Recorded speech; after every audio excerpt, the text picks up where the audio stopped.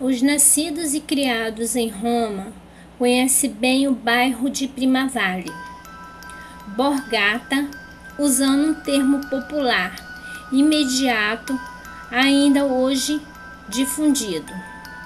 Bairro com uma história intensa, mesmo fascinante e interessante, certamente conturbada, cujas ruas e casas exultam marginalização, degradação, desconforto socioeconômico, à sombra do planejamento urbano que logo se desenvolveu sem restrições, regras e controles. Dormitórios deixados para lá. Uma área densamente povoada, hoje suficientemente remodelada, mas que no passado foi a sede e o teatro da delinquência e as notícias transmitidas à história. O assassinato de Annabella Bratti é um deles. Via Lorenzo Lita é uma rua em Primavalle, hoje localizada em Via Pietro Maffei e a Via Pietro Gaspari. Edifícios que são iguais uns aos outros, esteticamente bastante agradáveis, destacam-se nas bordas destas ruas estreitas.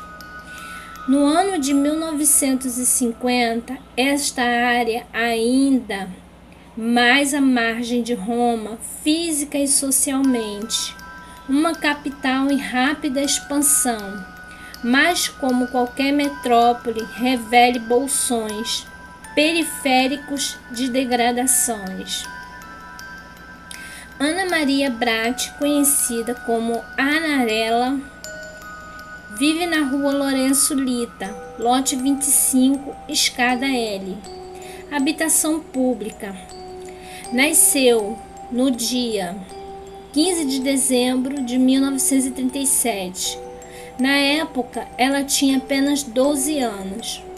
Annarella mora no modesto apartamento na Via Lorenzo Lita, junto com seus irmãos e mãe, Marta Fiotti. Separado do pai de seus filhos, uma humilde família.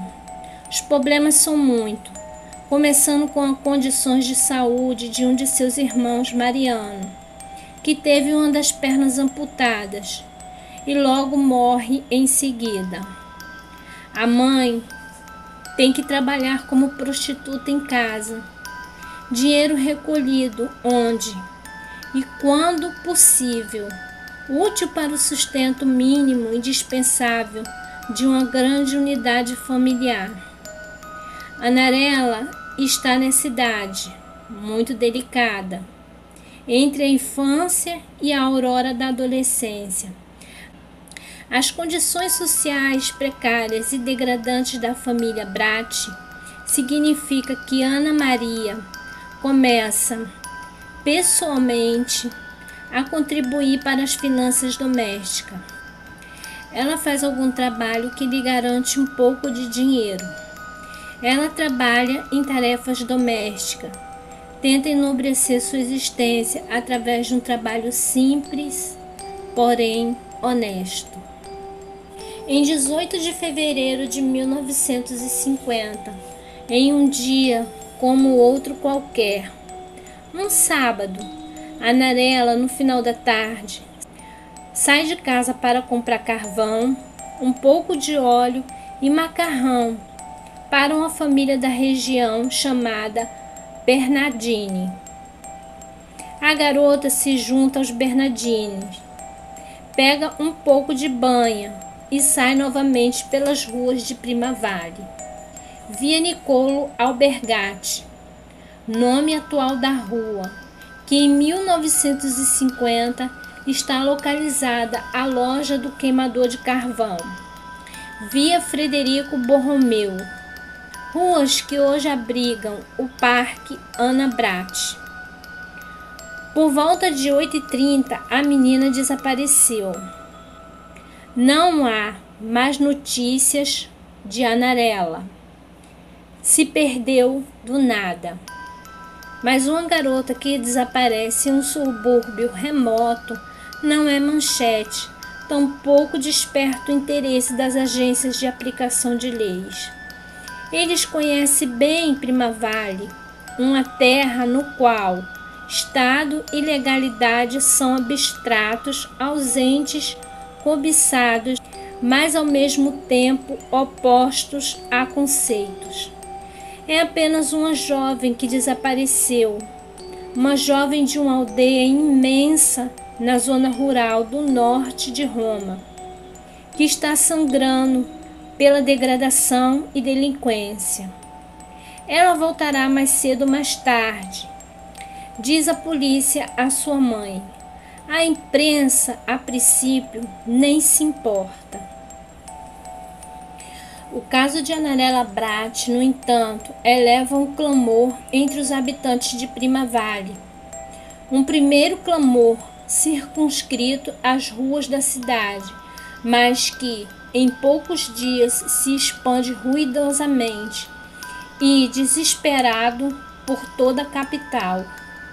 Os jornais começam a lidar com o que aconteceu. As forças policiais, na esteira da primeira e tímida atenção da mídia, começaram então a investigar. Estamos agora no final de fevereiro. Então as buscas começam, intensas e incessantes. Todo o Primavale é peneirado, com total apoio da cidadania, que é louvável. Ao mesmo tempo, os investigadores questionam a família e as últimas pessoas que entraram em contato com Annarella. Enquanto isso, a figura de Lionello Egidi, conhecido como a Loira, surge com força. O homem, na verdade, foi visto conversando com Annarella por volta de 8 da noite. Ele ofereceu seu dinheiro para que a menina compre um punhado de castanhas para ele. Na noite 3 de março de 1950, as forças policiais, concentrando suas pesquisas na Via Cogoleto, conhecida como a Via La Nebbia de hoje, encontraram um corpo sem vida. Era o corpo de Ana Maria Bratti. O cadáver de Annarella Bratti é encontrado no fundo de um poço. Hoje, esse poço há um distribuidor de combustível. A autópsia não mente. Ela é morta com um tiro e o assassino a joga no poço. Talvez considerando que se não estiver morta, então ela morrerá de afogamento. Provavelmente foi uma tentativa de estupro que não deu certo. Roma, como Primavale, é uma cidade em luto, atingida diretamente no coração. O funeral pago no município de Roma é celebrado com grande pompa. Conta com a participação de milhares de pessoas, lágrimas misturadas com vingança. Lionello Egídio, o principal suspeito, está parado. É 10 de março de 1950, quando Lionello Egídio, após 2 semanas passadas atrás das grades, confessa. Egídio é um operário e também um jardineiro, e sobre ele pousa outras acusações de assédio por outras adolescentes. Egídio, pressionado, confessa, mas depois se retrata. Confissão extorquida de má conduta para dar à nação culpado de um crime tão atroz. Talvez de fato, Lionello provavelmente afirmava a verdade. O fato é que Primavale se rebela contra a prisão de Lionello.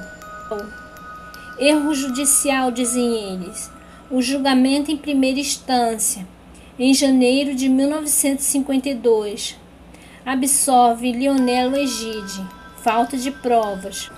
No recurso do ano, datado de 1955, ele é condenado a 26 anos e 8 meses de prisão. Ele assediava uma jovem.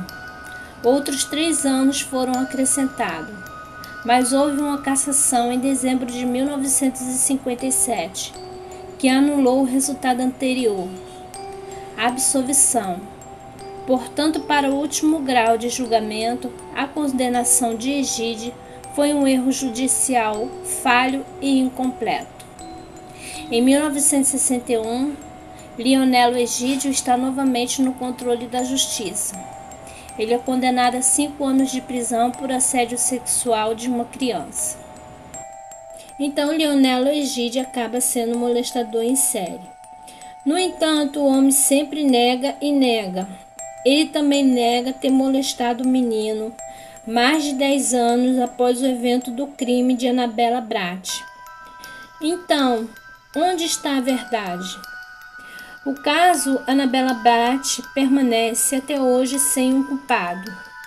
Um caso não resolvido, uma expressão de um processo judicial investigativo e, sobretudo, criminoso e falho, em que dúvidas e questões se multiplicam apesar das poucas certezas. Foi realmente Lionelo Egídio o assassino de Annabella Brat? Pergunta. Ainda hoje, sem veredito incontroverso.